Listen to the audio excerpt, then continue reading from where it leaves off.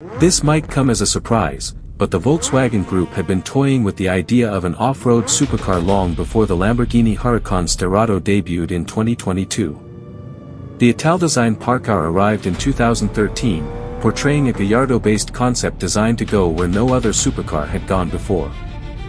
Fast forward to 2026, and there's another high-riding performance vehicle with Italian underpinnings.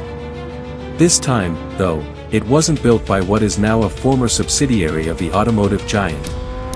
Instead, Rezvani Motors has turned the Huracan into a radical supercar that doesn't mind getting dirty. The transformation is so extensive that some might struggle to pinpoint the identity of the donor car.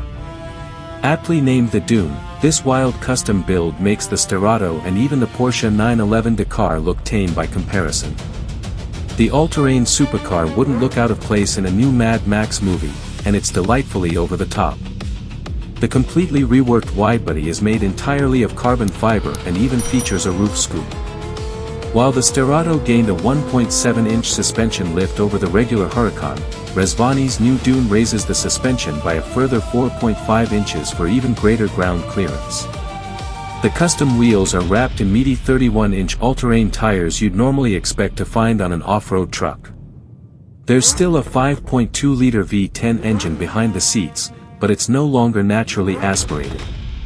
Rezvani teamed up with VF Engineering to supercharge the Dune and extract 800 horsepower, nearly 200 horsepower more than the Sterrato.